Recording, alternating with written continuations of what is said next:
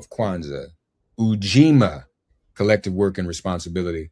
We are, as always, happy and honored to have with us the founder of Kwanzaa.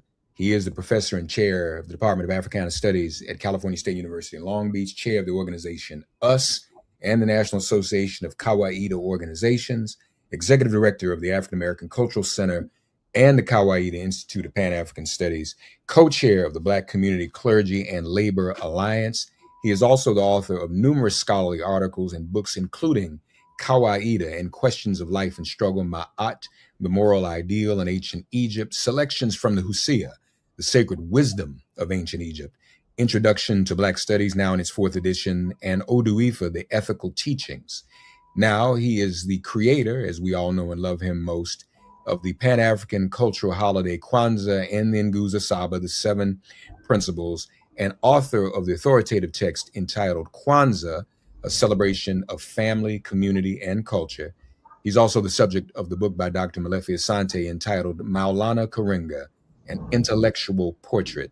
And finally, he is currently writing a major work entitled The Liberation Ethics of Haji Malcolm X, Critical Consciousness, Moral Grounding, and Transformative Struggle. We welcome once again as we celebrate this third day of Kwanzaa, and we remind you to light the green candle today, closest to the black candle in the middle.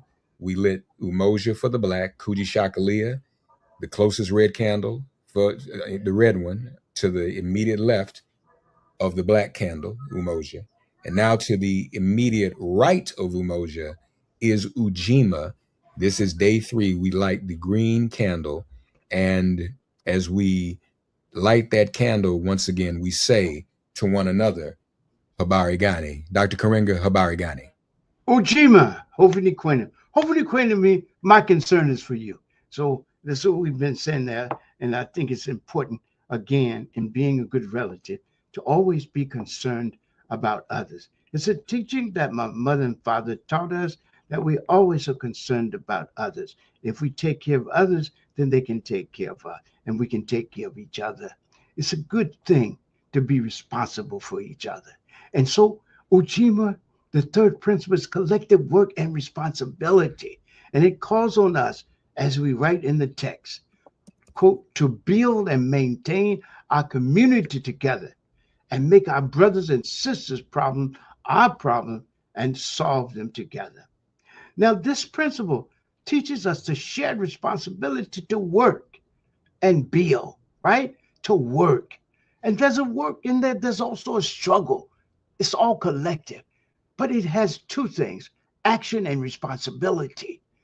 It says we have the responsibility, the shared responsibility, that's a collective responsibility, shared responsibility to work and build the good family, community, society, and world we all want and deserve to live in. You know, just think about that. We have to build it, right? We say that we're our own liberators, that a people that cannot save itself is lost forever, that no matter how numerous or sincere our allies are, we who would be free must strike the final and decisive blow. We must do the heavy lifting. We must free ourselves in order to be ourselves. Because if other people free us, it's not going to work. Nana A. Philip Randolph said, freedom is not granted. It's won. Justice is not given, it's extracted. And so he's talking about a struggle that we have to engage in, but we must do it together because we're going to live together. We're going to build the family, the community, the society together. And it's one we want and deserve. And if we build it ourselves, right, it'll be what we want. And if we build it ourselves, it is because we believe we deserve the good world, right? We want to live in and leave as a legacy worthy of the name and history African. And so we have to be actively concerned with not only our well-being, but with the well-being of others and the well-being of the world and all those in it. And to see the cooperative creation and sharing of good as justice. and goodness, and appreciate it with joy. Justice and goodness, and appreciate it with joy. Right? Again, the teaching, let's do things with joy. For surely humans have been divinely chosen to bring good into the world. So let's bring good into the world together. Kwanzaa is a harvest celebration, first fruit harvest celebration. And so here, Ujima models the harvest in a special way. We do things together in the harvest. We plan the harvest together. We cultivate and care for the harvest. Oh, wait a minute. First, we sow the seeds of harvest. We first plan the harvest, right? We sow the seeds of harvest. We cultivate the plants of harvest. And guess what? Then we do the harvest together. And finally, we celebrate and enjoy the fruits of the harvest. So that's a perfect thing for it. Ujima, it models that. And we see that we get a joy and a goodness from working together, from creating this harvest of goodness, whether it's a physical one with food or whether it's just good in the world, harvesting the good that we ourselves have created in the world. Just think about how beautiful that is. And so we must be responsible. Again, I repeat, for building the good life we want to live, for the caring community we want to create, and adjusting good society and world we want to not only live in, but to leave for future generations. It calls on us to engage the problems of our brothers and sisters. There's that relative again, to be good relatives, not just to our what do you call it, biological brothers and sisters, but to our sisters in the of the people and our sisters of, and brothers of humanity. And if you believe it, our relatives in the other biological, biotic community, right? The live community, animate community, and to solve their problems together. Sometimes, I've seen some people want to change the language. Don't change the first language, right? So sometimes you say, when we're talking about Ujima, and we say, to build and maintain our community together and make our brothers and sisters problems our problem and solve them together. People want to change that to community, but don't do that. Don't do that. You know, like for example, if you do the Ten Commandments or you do Buddha's Eightfold Path, right? You do other people. You leave them there, but you can explain them, but don't undermine the very basis for our unity. Kwanzaa and Good Sabbath have united us in ways no other philosophy, no other practice, no other holiday has across what? All religions, across all political persuasions, against all classes, across all generations, right? So keep that. Hold on to this thing about it. Keep it, right? And then you can explain it. You can explain it the way you want, but you first leave it in its tact. Brothers and sisters, there for a reason. We're struggling to get over the kind of male privileging that we used to have, right? So we need to say, and besides, whether brothers and sisters, whether male and female have intimate relations or not, or whether they're just brothers and sisters in the community and in the world working for a common good, we need to make sure we have excellent relationship, right? And that's a core relationship. Without that core relationship, a lot of other things can't happen. And so we need to do that. We need to work in peace. We need to work in love. We need to work in mutual respect and in mutual benefit, right? That's what we need to do. And so this principle teaches that shared responsibility to work, to struggle, and to build the good family, the community, society, and world we all want and deserve to live in. And again, leave for the next generation.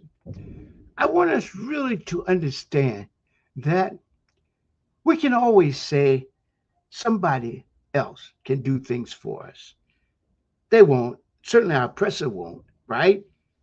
But the reality is there's a joy in doing things collectively for ourselves and to build again our world, not other people's world, but our world, and contribute to the other world, but our world in our own image and interest, right?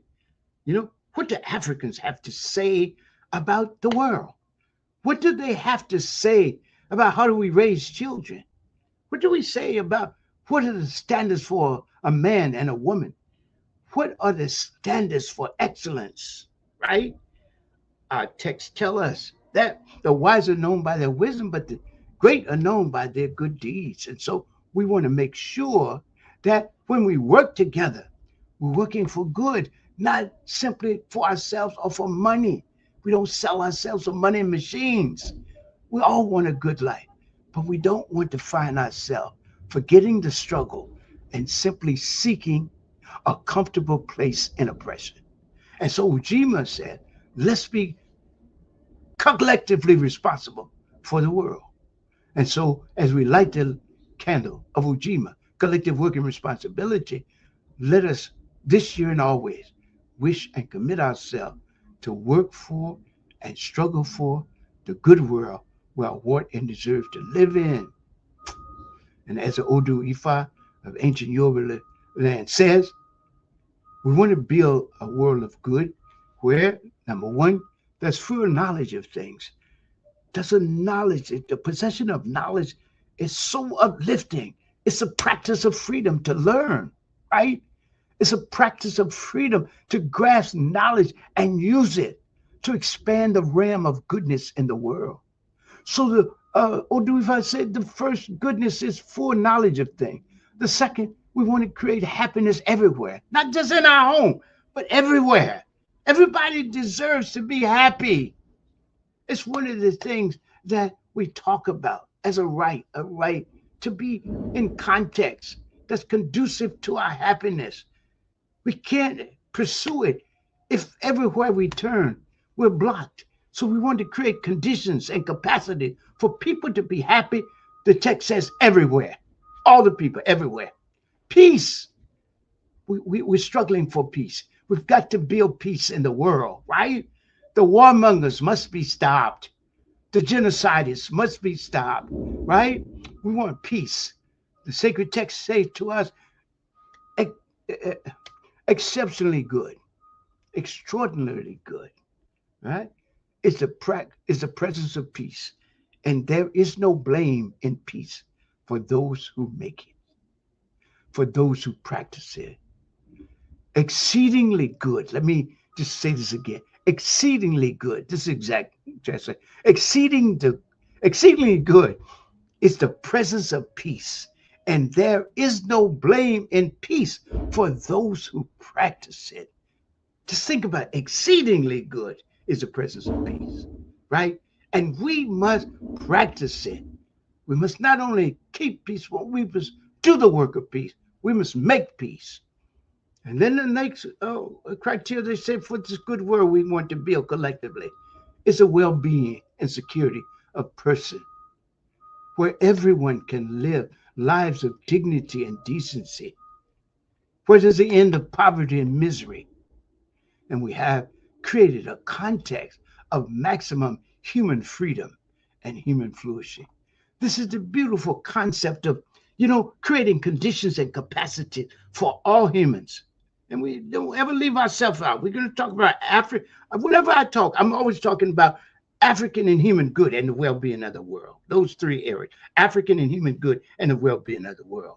People might say, why not just human good? No, we'll get lost in that overarching project if we don't say African and human, right? We have to say African and human because we're talking from our own perspective, right? Other people do the same thing. It's not like we're doing something wrong here. You can't be wrong referring to yourself unless you're selfish, vocally selfish, as we witness all the time. We can't be. Our president can't be our teacher. And even our allies can't be our tutor. We must speak our own special culture truth. That's self-determination. That's Kujagalia. But I want us to see that we want to create this condition for human flourishing, freedom and flourishing. But I want us to see the struggle is for African and human good and the well-being of the world. And that means creating conditions and capacities for us to grow, develop, and come into the fullness of ourselves. That's what we struggle for. And it's every day a good day to struggle. Asante Sana, Ujima, collective work and responsibility. And of course, as we heard in the founders' message on Umoja, and you can also read for yourselves at official Kwanzaa website.org, part of Ujima, as well as a part of um, Kujishakalia, is that we must collectively embrace the problems of our sisters and brothers around the world together, Hey, whether it be Sudan or Haiti or yeah. or, or Congo. Hmm. We cannot divorce ourselves from that. And I just want to remind everyone, we all are living in contradictions daily. These electronics we all use that we are dependent on, that we literally cannot function without, are powered by minerals from the Congo that the Congo does not see the wealth from, that Donald Trump just signed an agreement with to get some of the wealth for the United States of those minerals. Yeah. All right. So now, can we all turn our laptops and cell phones off today? No, that's not realistic. But we owe it to ourselves to get involved in this struggle and reverse this course. That is Ujima. That is Mhm. collective, to see our problems together and to solve them collectively. Make our sisters and brothers' problems our problems and solve them together. And that is a problem because uh, that is where we are from. We are from Africa. Mhm. Also, Dr. Karenga mentioned we say African and human. Dr. Karenga, I don't think I'd be wrong even to say that as we talk about philosophy and ethics and the pursuit of happiness and humanity itself, Mhm. the first to articulate in language and in writing Mhm. ethics and humanity were those of us who were African people because we were the first civilization to begin with. So, therefore, it is not a contradiction Mhm. when we say African Mhm. and human or Africanity and Mhm. humanity. Mhm. So, we can embrace that, Mhm. mamas and papas, sisters and brothers, and we can embrace it proudly as we go forward in this Kwanzaa 2025 and every Kwanzaa thereafter. Yes, please. And if I could say something about this, it's two things. One, the press is always wanting us to erase ourselves, and That's when right. we don't do it, he tries to do it. Not just Mhm. by burning books and banning studies and taking people's name off the park and history out and disqualifying national holidays and all that, right? Right, right. We try to do all that, but he wants us to do it, and then we don't. He doesn't have to do it, and we can't do that. We must reaffirm our Africanness. So I'm saying it not because we're first in all, but because we are Africa. We have to speak from our vantage point. Everybody else does it. Everyone who has a sacred text, everyone who teaches ethics, they say themselves, and we repeat what they said. But what about them repeating what I said, what we say as a people, right? We stood up first, spoke the first human truth, introduced some of the basic disciplines of human knowledge in a now balanced civilization. And everyone came. You've heard me say that before. Jew, Gentile, Hittite, Hykso, Roman, Greek, Persian, Libyan, they all came and studied there. There's always something new out of Africa. Africa was called one time, the Egyptians were called the light of the world because of their knowledge, the temple of the world because of their deep spirituality and ethics, and the womb of the world because they produce so many things, right? So many new things, right? So I think it's very important for us not to be afraid to say we are. It's like people say Kwanzaa's for everybody. No, Kwanzaa's for us, but everybody can learn from it. Everybody can Mhm. experience joy at us doing it and at us knowing ourselves, right? Just like when we go to Chinese New Year or Mexican Cinco de Mayo or Jewish Hanukkah, right? Nobody expects us to take that over or to get up and say, "Do y'all really? Is this for everybody?" Hey, we know who it's for. It's for the cultural community that created. And that's what I was saying early is that, guess what? Every great message and every important project has two aspects to it, a particular and a universal, right? Particular because the people created themselves. It's their special cultural truth that they speak to the world. But it resonates. It is so deep and beautiful. It resonates with humanity. And so other people embrace it. That's what happened with the major religions in the world. Buddhism started in India, but it spread around the world, right, all over Asia, but also past that. Even now, young white people and other people are into Hinduism, for example. That's another religion that spread around. Well, the same thing with what we do, but a lot of the time, guess what? They don't want to give us credit. They don't name our products our own. They're appropriate. Even if something is as obvious as popular music, they'll deny it and say everybody do it. And that's why they changed the word from Black Freedom Movement to Civil Rights Movement. Black Freedom Movement is us. Civil Rights Movement is everybody. Yes, sir. Yes, sir. Yes, sir.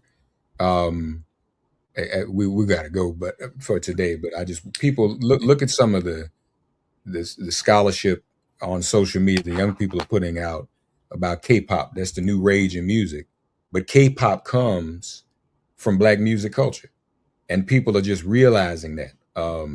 So there's always this expropriation, as Dr. Karenga says. We don't question other cultures, in particular. We don't question Hanukkah or the New Year's or Cinco de Mayo.